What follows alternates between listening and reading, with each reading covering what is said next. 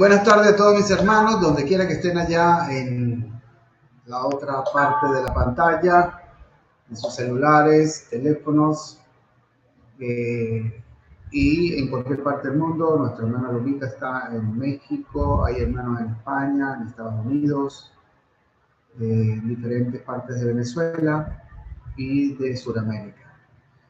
En esta tarde tan bonita, desde aquí, desde Venezuela, estamos transmitiendo en vivo esta serie de estudios que vamos racionalizando acerca del libro Profeta No. El libro Profeta No es el libro que usa la Escuela de Profetas de Israel para definir en forma concreta las imágenes, la simbología con la cual expresa todas las cosas que están en las Escrituras. De esa manera, en forma normal, en forma muy bonita, en forma muy correcta, uno logra entender el resto de las Escrituras. Si el libro de no es tomado en cuenta, pues cualquiera puede definir cualquier disparate. Y no es así como manejan los rabinos, los maestros de las Escrituras, las cosas. En realidad, el problema grave del mundo religioso ha sido que en base a lo que tienen, crean elucubraciones, imaginaciones, arquetipos que no están dentro del contexto bíblico y dentro de la simbología real de la Escritura. Por eso es que hay tanta confusión. El solo hecho de que el mundo religioso esté dividido en tantas partes indica fehacientemente que algo no está correcto. No es posible que el mundo cristiano tenga tantas vertientes, se separe por modos, por ideologías, por arquetipos, por modificaciones y estructuras y por cualquier discusión tonta. Realmente es cómico ver que por una simpleza, una interpretación absurda de la Escritura, se hayan dividido tantas veces. En el capítulo 17 de Juan, el Señor instaba a la iglesia, le dio una recomendación en su oración. Él dice, claro, Señor, no te pido que los quites del mundo, sino que los separes del mundo, que los guardes del mundo, ¿okay? Que estén protegidos allí. Y la gloria que tú me diste, yo se la he dado a ellos, para que donde yo estoy, ellos también logren llegar a estar. Y para que sean uno, para que el mundo sepa que yo he venido. El objetivo racional del enemigo de separar el cuerpo de Cristo, a la iglesia, en muchos pedazos, es simple, para que el mundo no crea que el Señor Jesucristo vino. Cuando leemos allí, el Señor lo dice claramente, para que el mundo crea, para que el mundo sepa que yo he venido. Pero las mismas divisiones, la misma separación, genera un patrón de duda de los no creyentes. Porque aun cuando la gente va a hemiciclos de la Iglesia Católica a reunirse, van por cuestiones culturales. Bueno, porque yo nací en un país donde la cultura implica la manifestación de las fiestas, y nacimos allí desde pequeño. Mi abuela era católica, la mamá de mi abuela era católica, mi mamá era católica, y entonces la gente es católica porque se creó en ese mundo. O sea, que si usted nació en un estacionamiento, usted es carro. ¿Ya? Si usted nació en un almacén, entonces usted es zapato o es ropa. No. Pero lamentablemente, culturalmente, es así como se define. Inclusive en Estados Unidos, los patrones religiosos culturales regulares le hacen creer a la gente que, porque como es norteamericano, objetivamente es protestante. Entonces tenemos que en Lake City, en la ciudad del Lago Salado, la mayoría, la fe de religiosa de allí es que son mormones. Y entonces, como nacieron en Lake City, todos son mormones y ellos no conocen ninguna otra religión. Hay sitios de gente, de familias allí, que ellos no saben que existe la iglesia protestante evangélica, ni siquiera estando tan cerca, no saben que existen familias que se conservan bajo una cultura protestante anabautista, como los menonitas, los Amish, las mismas familias Amish dentro de Estados Unidos, en la parte norte de Estados Unidos, son familias concentradas filosóficamente en la concepción de un evangelio que lo heredaron de los alemanes que vinieron aproximadamente entre 1700, 1800 desde Europa. Y bueno, se radicaron allí en la parte norte de Estados Unidos, hicieron vida y hasta el sol de hoy no usan electricidad, no usan algunos elementos de tecnología, viven muy básicamente en condiciones, no vamos a decir que precarias, porque tienen una tecnología aplicativa a su estándar, a su forma de vida y que les funciona perfectamente. Pero ellos no usan vehículos, no usan una cantidad de cosas como las que nosotros usamos. No permite que la gente le saque fotografía, por ejemplo. No ve televisión, ni si acaso escucha una radiocita una de la familia para ver qué está pasando en el mundo y las noticias, ¿ya?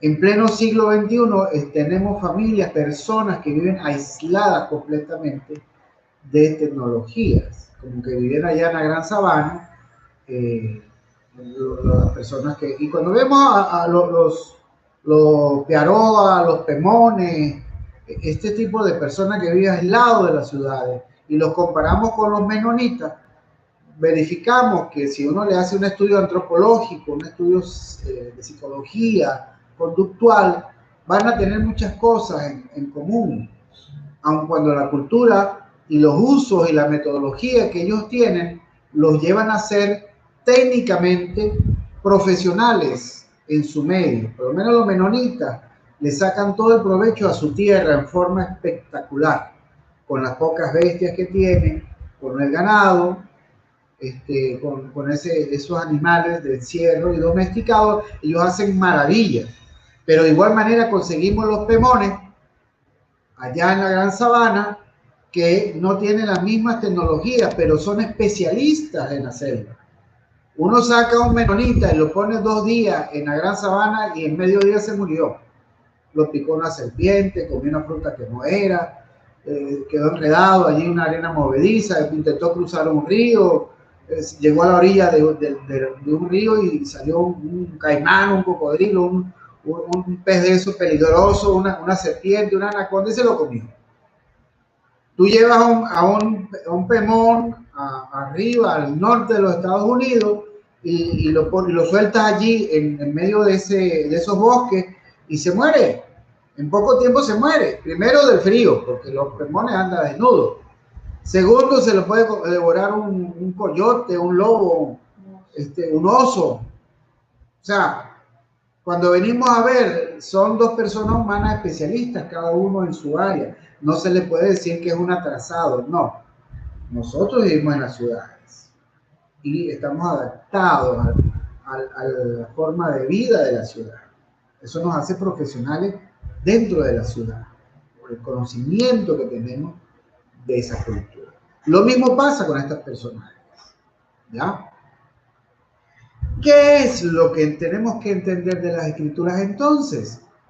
Que si yo uso los protocolos apropiados, yo puedo entender la forma de vida, el idioma, la forma de pensar de un pemón, la forma de pensar de un menonita, de un amish, son aparentemente diferentes.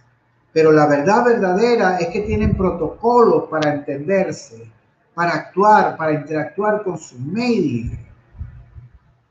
En las escrituras pasa lo mismo. Si yo le arranco parte del protocolo a la forma de vida del pemón o del amish o del menonita, entonces lo pongo en peligro.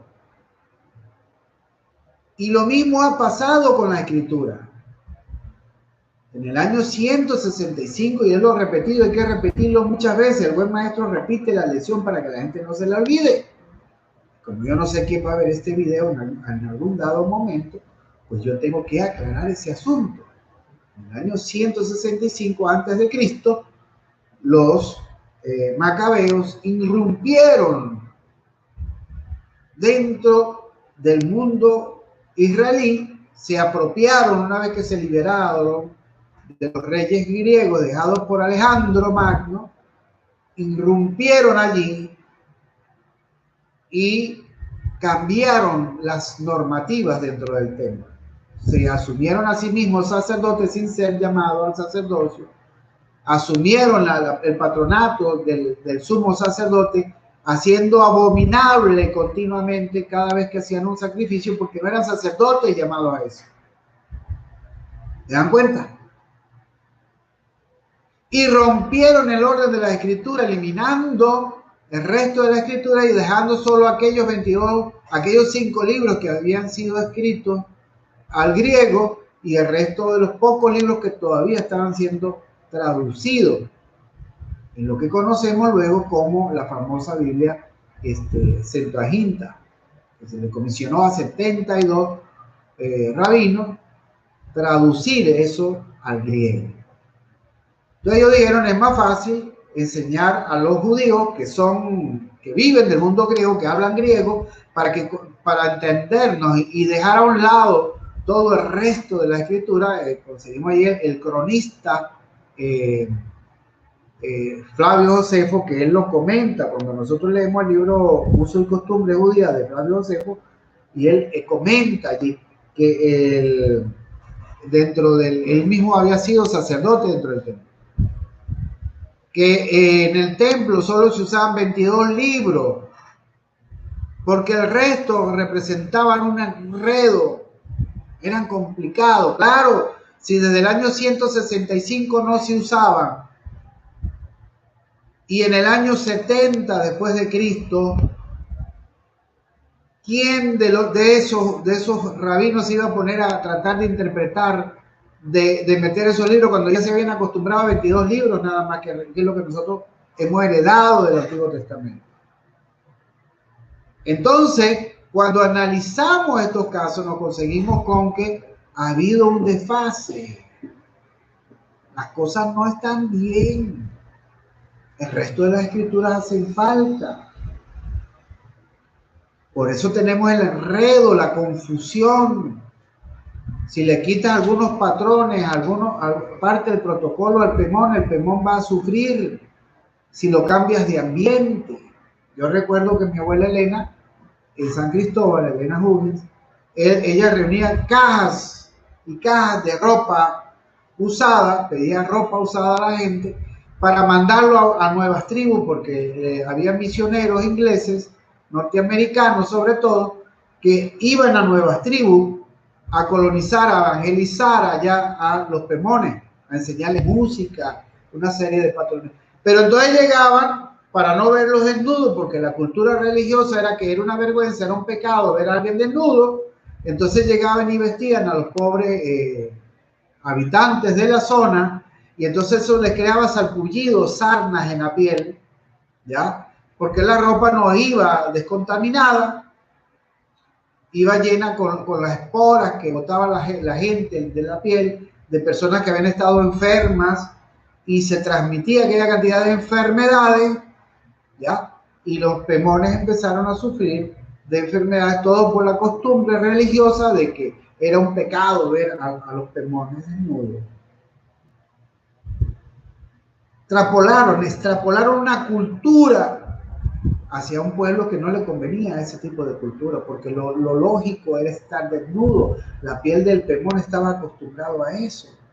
Entonces ahora en las ropas se le metían insectos que nunca habían tenido contacto con ellos, porque ellos tenían la piel desnuda, pero se untaban ciertos elementos naturales de las plantas que repelían a los insectos. Ahora los insectos estaban en la ropa, los picaban y empezaban a asumir enfermedades que no tenían. Además le enseñaron un arquetipo que no tenía el pemón, que es sentir vergüenza por estar desnudo. Entonces ese aditamiento lo que hizo fue matar la naturalidad del autóctono de esas regiones. Porque si no sentía vergüenza, no estaba en su mente la palabra pecado. Entonces, extrapolaron una serie de culturas que no le correspondía a un mundo que no le hacía falta. Porque con haberle anunciado el Evangelio de Cristo y de que Dios había venido era suficiente. Porque lo importante era que ellos aceptaran a Cristo en el corazón, no que cambiaran su forma de ser para que los gringos estuvieran comoditos y agradables de no verlos desnudos alrededor de ellos. ¿Se dan cuenta? Entonces, estos arquetipos religiosos provienen de la difracción, el quiebre de estos principios de las Escrituras. Hoy vamos a leer el capítulo 12. Vamos a hacer una introspección de lo que hemos leído hasta ahora del libro de Profeta No. El libro de Profeta No es el manual de interpretación de la Escritura, y sin él es como que usted tenga una super fotocopiadora pero nunca haya leído el manual. Sabe que es un copy-paste, pero no sabe de qué va la cosa. Y esos son los errores garrafales del mundo religioso. Pretender interpretar un libro que es oriental bajo los designios de una mente occidental. Eso es un error grave. Porque es como poner vía teléfono a un especialista en cirugía portugués, un gran cirujano, que le vaya traduciendo un árabe, ¿ya?, lo que dice ese cirujano, para que un chino opere a una persona allá en Japón con un traductor japonés. O sea, ¿cómo va a quedar esa intervención? El tipo está definitivamente muerto. Y eso es lo que ha pasado con el mundo religioso. Por eso la separación, por eso las divisiones, por eso la confrontación entre ellos, el quiebre. El enemigo dijo: separados los venzo en pedazos, unidos no los puedo vencer. Claro, empezó a separarlos en pedazos, y de ahí desde el 250 al 150 en adelante empezaron los famosos y que padres de la iglesia, los apologistas, Orígenes, Montano, Arriano, Justiniano, Gregorio, Santo Tomás de Aquino, a decir cosas muy bonitas, pero al mismo tiempo a embutir dentro de la iglesia una serie de conceptos y preceptos que no eran parte del fundamento original. Y ahí empezaron a dividir la cosa. Llegó el 382 después de Cristo y definen qué libros son importantes para poder apuntalar su cantidad de estiércol religioso, y de ahí quedó anclado lo que hoy conocemos como la Biblia. Que no estoy diciendo que los libros son malos, es que tienen demasiados errores. ¿Y el resto de las escrituras dónde están? ¿Acaso los demás apóstoles no escribieron? Sabemos de buena fuente por los registros arqueológicos que María Magdalena escribió una carta. Felipe escribió, Nicodemo escribió. Una experiencia maravillosa en el libro de Nicodemo, el que está puro, porque hay uno que lo ha mezclado con una serie de basura religiosa que no, pero entonces hay que buscarlo, encontrarlo. De eso lo vamos a compartir más adelante y lo vamos a leer. El libro de Felipe. A la carta de Hebreos le arrancan 7 capítulos. Hebreo no comienza allí. Le han arrancado 7 capítulos. ¿Dónde están esos capítulos y por qué los quitaron? Porque esos 7 capítulos hablaban de las otras escrituras, y para poderlos dejar, porque era importante, entonces le arrancaron esos 7 capítulos y bueno, que empiece allí. ¿Ya? Eso ha sido malicia, el diablo metiendo las manos.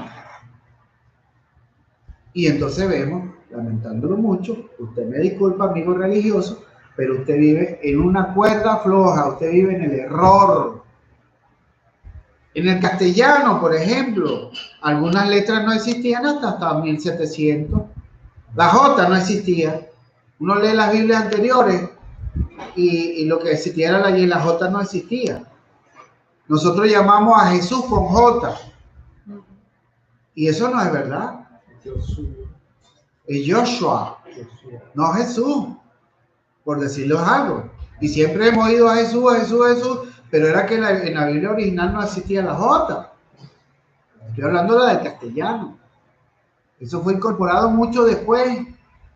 Y esos errorcitos de historia, la religión no está dispuesta a corregirlos. Se apuntalan sus doctrinas y sus conceptos sobre falsos arquetipos de orden escritural. Y uno va al instituto bíblico y los profesores no están dispuestos a corregirlo. Los religiosos desde el púlpito no están dispuestos a corregir esos errores. Y así como hay errores de traducción con respecto a una letra, por decir algo, también los hay del punto de vista doctrinario. Doctrinas que no deberían estar siendo enseñadas, están siendo enseñadas. Apuntaladas allí desde el púlpito. Repetidas infinidad de veces, una cantidad de mentiras. Y entonces eso trae a colación un efecto negativo. Por eso es nuestra intención de explicar, de anunciar y de compartir estos principios para que la mente se despierte. Anteriormente habíamos estado hablando de la influencia, por supuesto, de los ángeles y de un tema muy importante, muy recurrente, que es la simiente. La simiente, o sea, la simiente angelical fue colada dentro del mundo humanoide. Tenemos los humanos que provienen del proceso creativo en Adán y tenemos los humanos dentro del proceso evolutivo, que no lo podemos negar. El que lo niegue es un estúpido. Y esos dos conceptos no tienen problema en la escritura está contemplado eso. El detalle es que el religioso del púlpito lo quiere negar, porque él presume que la ciencia va a negar la existencia de Dios y la veracidad de la escritura. Y el científico, viendo necio al religioso, no quiere escuchar las verdades de las escrituras. Porque dice que la escritura es una ignorancia. No, las escrituras no son una ignorancia. Es que ignorantes de las escrituras se han puesto a tratar de interpretar a la escritura. Que pueden decir y que pueden enseñar ignorancias. Y tiene razón el científico de ser rebelde a las estupideces que dice alguien que no sabe de la Biblia. No conoce la escritura. Entonces, todas estas palabras que están allí tan bonitas nos hablan de la simiente. El genoma. ¿Y por qué la escritura es tan importante cuando leemos allí en Gálatas, cuando leemos en Hebreo, que habla de la simiente, cuando le fue hablado y le fue dicho a Abraham, en tu simiente serán benditas las naciones? No dice la, sino en tú, hablando de que iba a venir una simiente, una sola.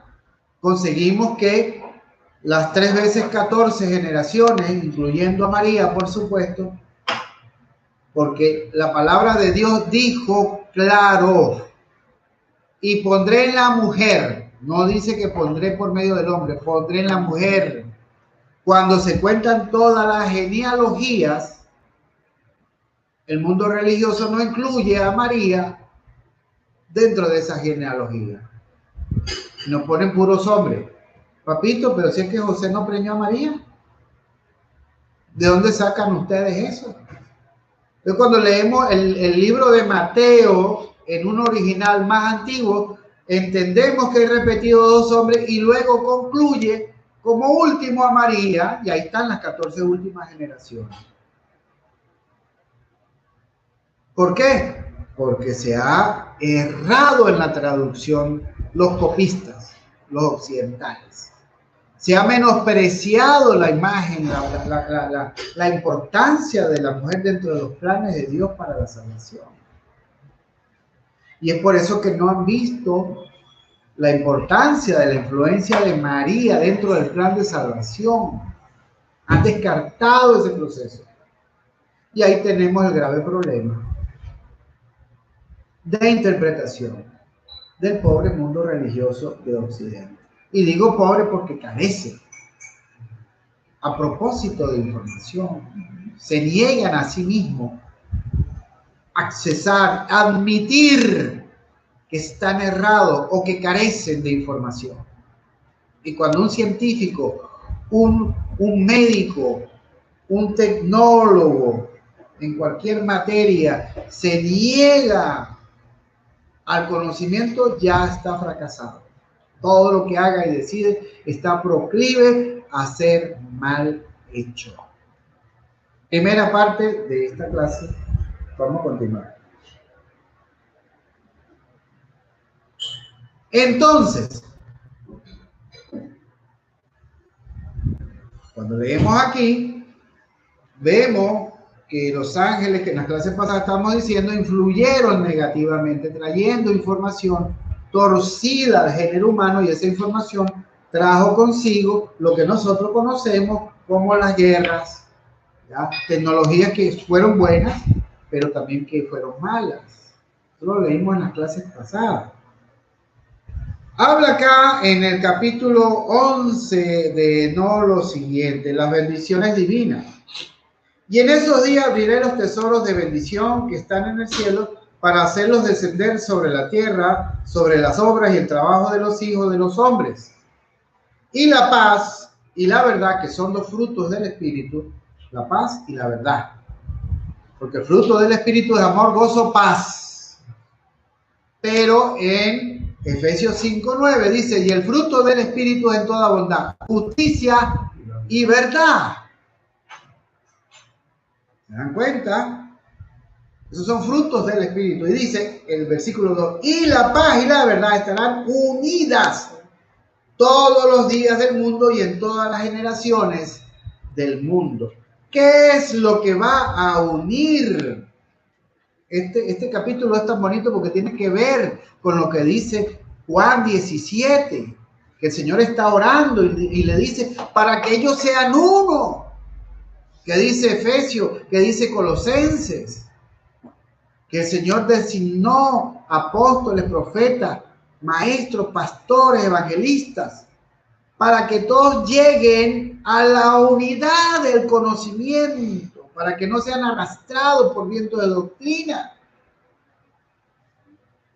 Y si la paz que nos da la justicia de Dios en Cristo y la verdad del conocimiento de quién es el Padre y de la Escritura en forma total no nos da la unidad, yo no entiendo qué otra cosa nos podría dar la unidad. Porque cuando todos tenemos un mismo conocimiento, sacamos cuentas de la misma manera. Explico.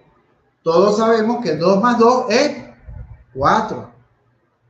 ¿Eso de dónde provino? De que al fin se pusieron de acuerdo los matemáticos y llegaron a la misma conclusión. No importa la edad que tú tengas, la experiencia que tú tengas, no importa de dónde tú seas, de qué parte del mundo, siempre 2 más 2 serán 4. A menos que le apliquemos una fórmula diferente, pero ese resultado será el mismo en todas partes del mundo. Y si la ciencia se puede poner de acuerdo, ¿por qué nosotros no?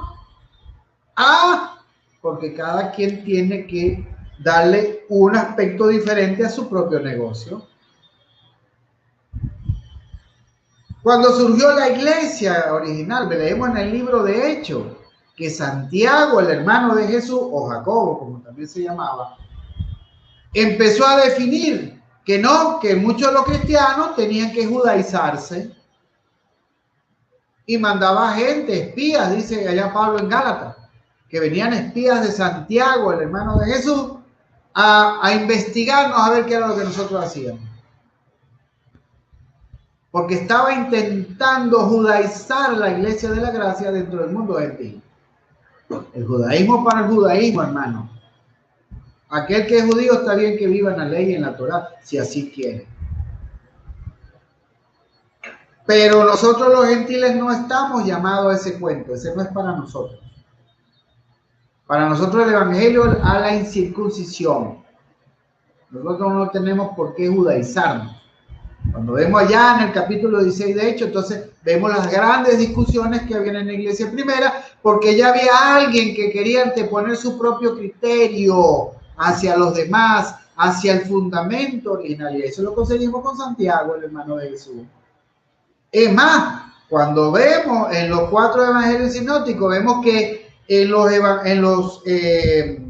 los apóstoles que escribieron, como en el caso, o los discípulos que están más cerca del Señor Jesús, que escribieron, que estaban al lado del Señor, como fue Juan y fue Mateo, mientras que Marcos y Lucas no.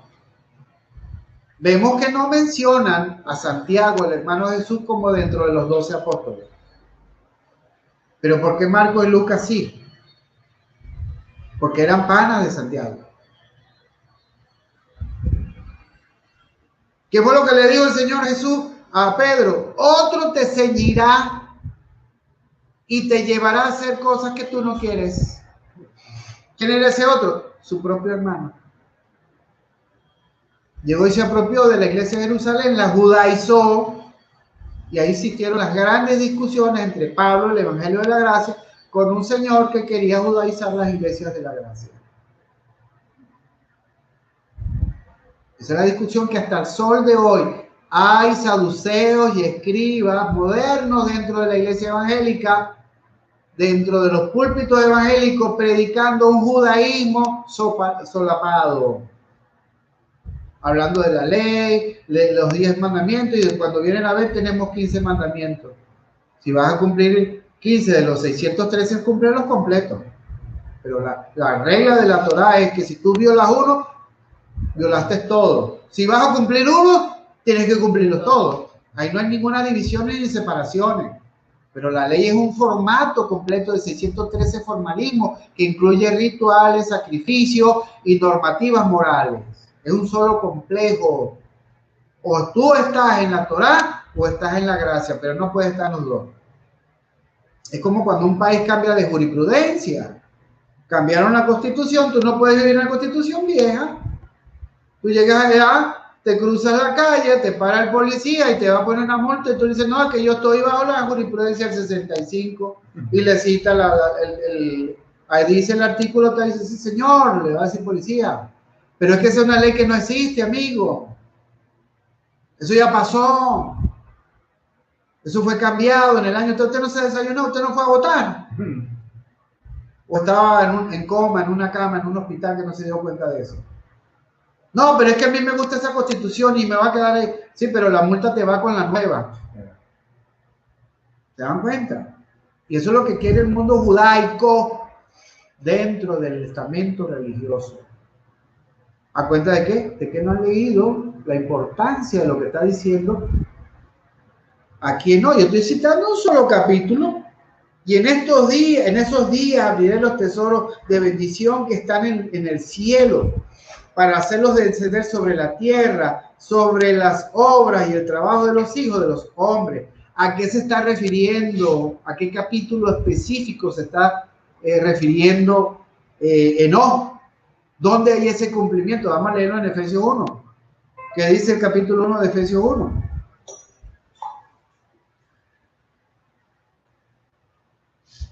Voy a comer un pancito por aquí. Efesios 1. Uy. Efesios 1. Léalo duro. ¿Uno qué? Uno. Uno En adelante. Pablo, un apóstol de... de Jerusalén, porque se quedaron allá en la casa. Y yo estoy desde el lunes ahí en ese apartamento. Está bien. María, a ver, ¿lo tiene? Ahí estamos la doctora María, nuestro hermano Antonio. Ese es grande, sí. Pablo, un apóstol de Cristo Jesús, por voluntad de Dios, a los santos y fieles en Cristo Jesús. Gracia y paz a vosotros de Dios, nuestro Padre, y del Señor Jesucristo. ¿Lo leo todo? Sí.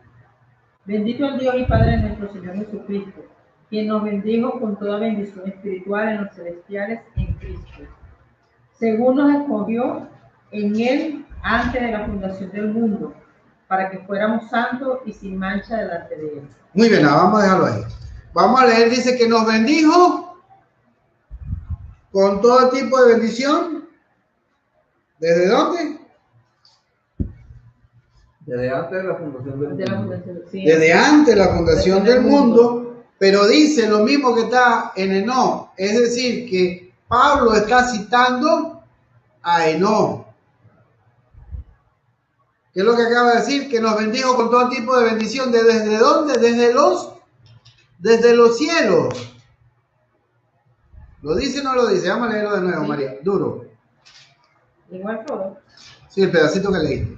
No la presentación de Pablo, sino cuando Pablo empieza a hablar.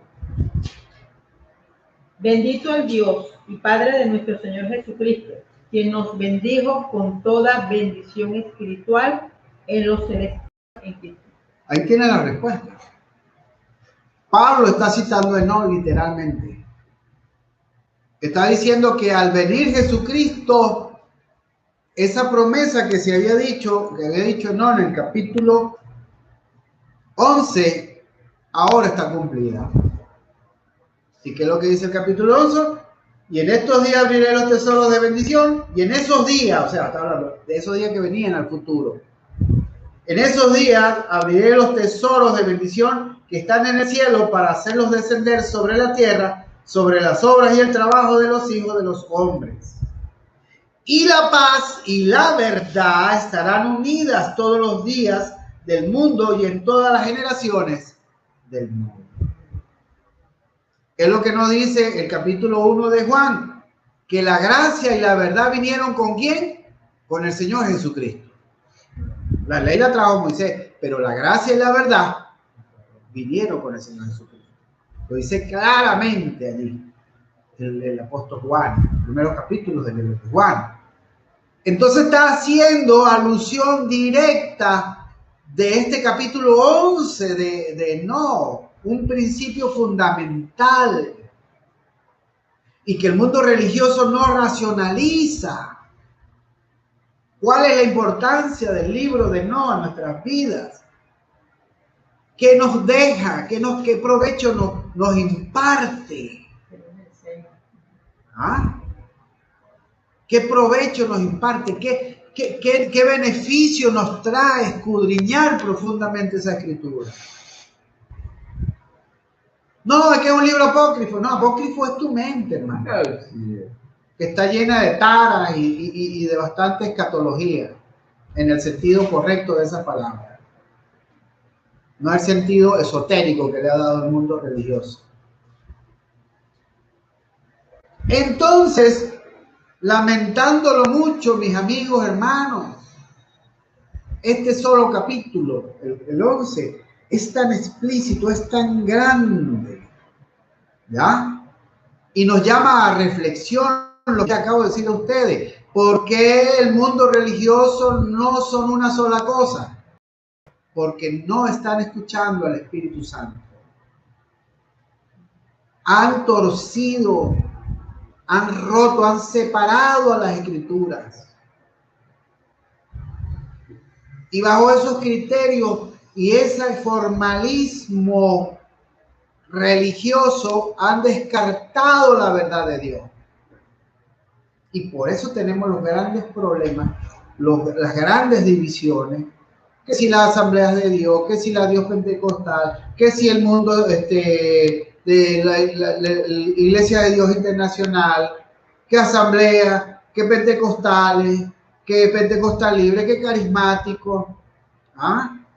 Que bautista, que anabautista, que presbiteriano, que metodista, que luterano.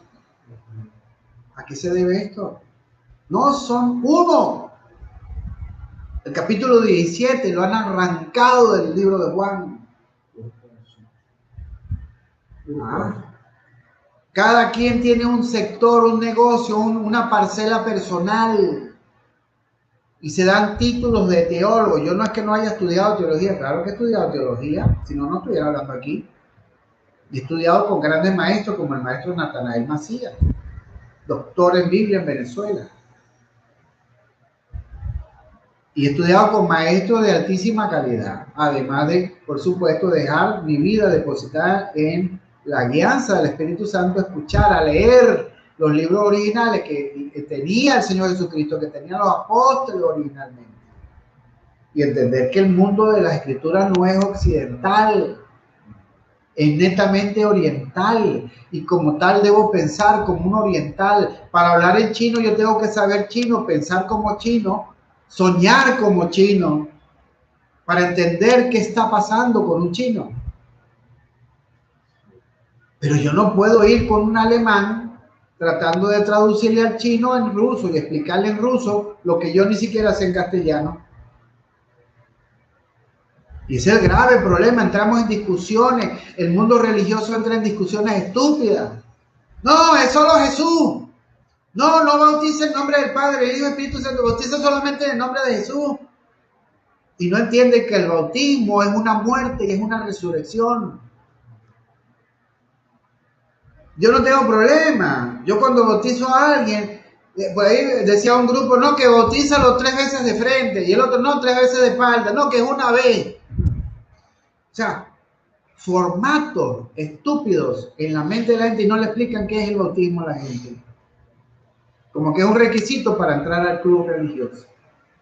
Y ahí está el error garrafal. No tengo problema. Yo le digo a la gente, mira, te voy a bautizar en nombre de Eye, Eser y Ye. Ese fue el nombre que le dio Dios a Moisés. Yo soy el que soy. Después él tomó nombre, Dios tomó nombre. ¿Cómo se llama? Emmanuel, Joshua, el Salvador. Dios con nosotros. La palabra lo dice, él tomó nombre. Nombre humano. Yahweh o Jehová o Jehová, como usted lo quiera llamar, es un calificativo demostrativo de la acción que él hace. Explico. Presidente de la línea de taxis de las Mercedes no es el nombre de ese señor que ocupa ese cargo. Él es el presidente. ¿Quién es el presidente de la línea de taxis? Allá está. ¿Dónde está el presidente? Allá está. Y entonces cuando uno le dice, mire señor presidente, tengo una queja, esto y esto y aquello. Hasta que yo le pregunto, pero diga una cosa, señor presidente, ¿cómo se llama usted? Ah, ahí cambió la cosa. Jehová, Yahweh, como usted le quiera decir, es como el cargo principal, ese no es el nombre de Dios. Es un cargo, es un título. Es decir, el dueño, el capataz, el dueño de todo esto. Pero ese no es su nombre. Cuando Moisés se lo preguntó, enfáticamente le dijo, si me pregunta a los hijos de Israel cuál es tu nombre, ¿qué le voy a decir? Y él le dijo, claro, Dios le dijo, dile que yo soy Eiser, Eye, Eiser. Yo soy el que soy.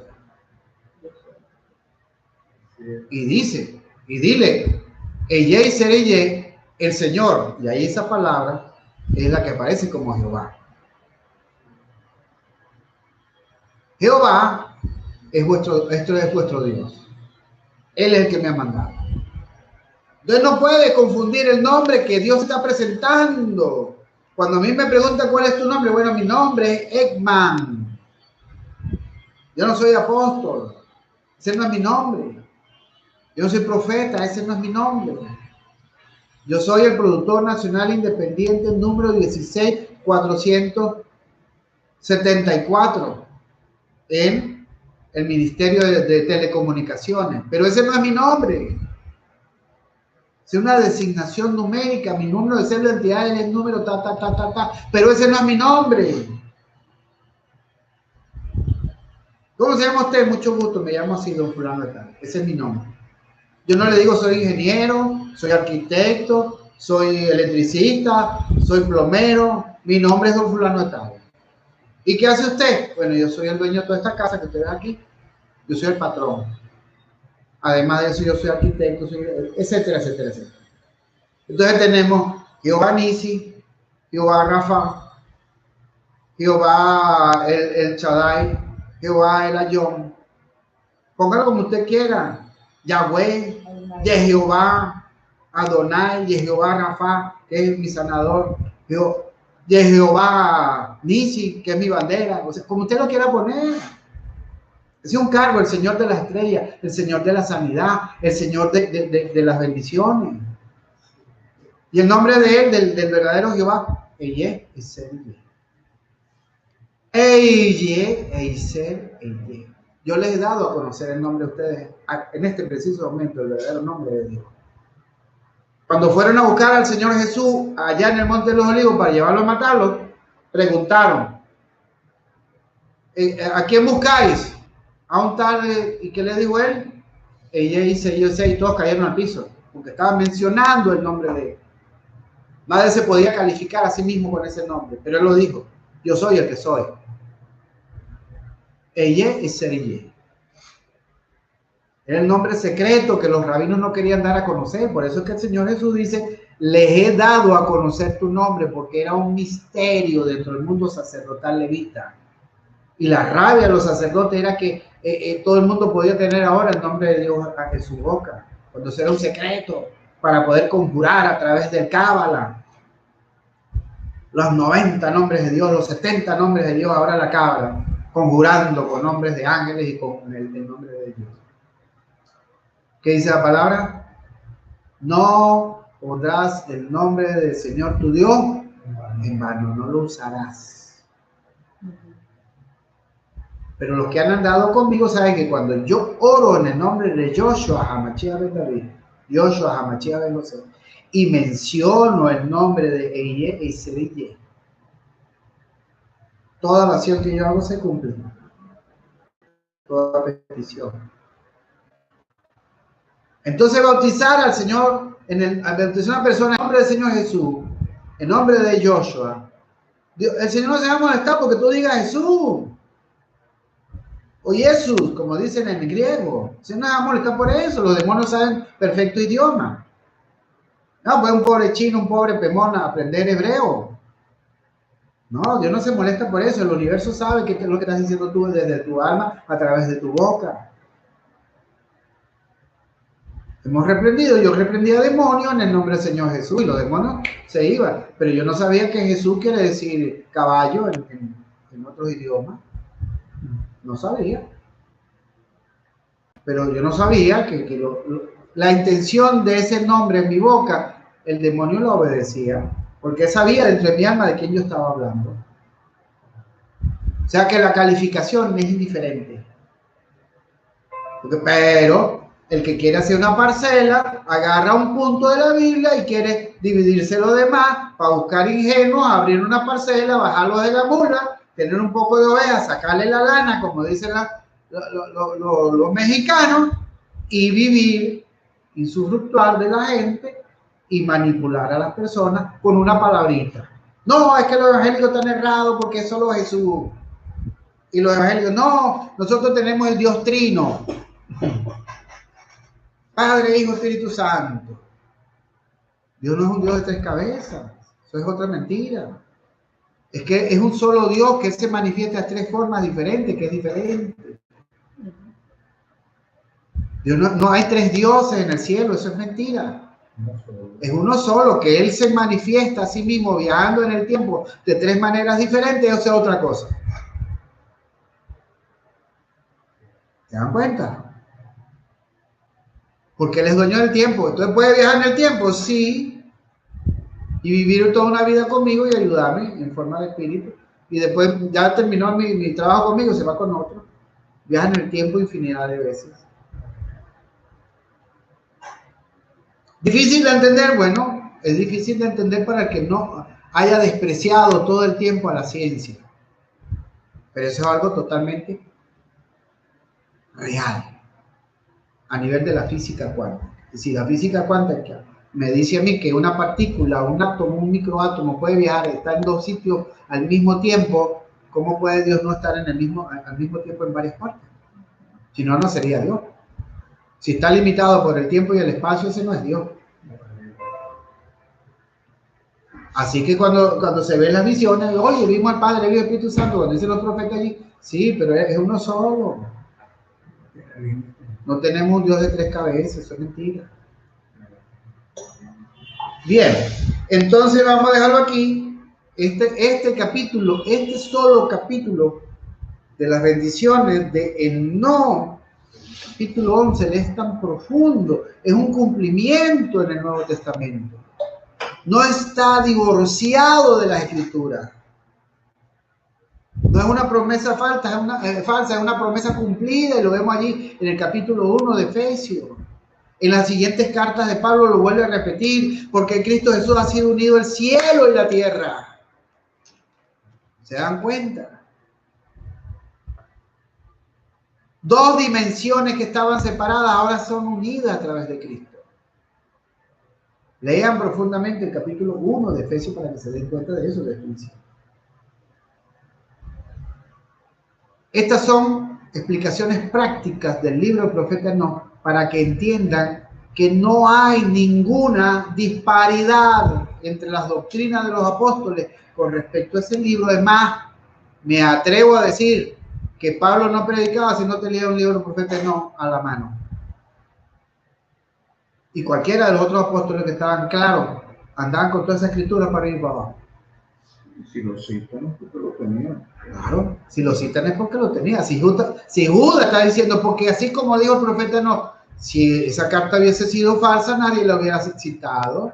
Todavía hasta el siglo I, muchos de los que creían en el cristianismo citaban y decían que el libro del profeta no era autorizado. La iglesia ortodoxa de Etiopía tiene el libro del profeta, no, es una iglesia antiquísima, de comienzo, de los primeros 100 años, a mediados de 150 años, existe la iglesia ortodoxa de Etiopía. Y existe porque ya existía un judaísmo en Etiopía que llegó a creer en Cristo y que guardaban las escrituras originales, todas. No solamente los 22 libritos que dejaban los macabeos, todas. Están allí también en Etiopía. Jubileo, el libro del templo, X, Y, Z, que luego fue conseguido en 1948 en el Qumran. Entonces, ya debemos dejar de estarle mintiendo a la gente. Debemos hacer una entropía, una reflexión, un estado de análisis, una catarsis. Y reflexionar de qué vamos a hacer con nuestras vidas respecto a la escritura.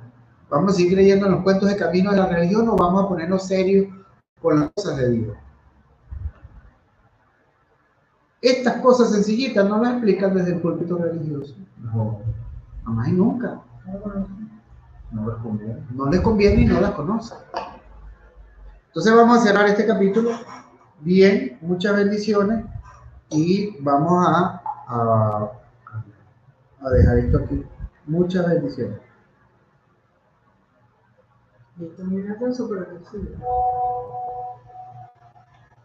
Te voy a mandar, ¿se lo manda por eso o no lo tomo? Sí, Antonio. ¿Cómo se escribe el...? Ah, ya no lo puse,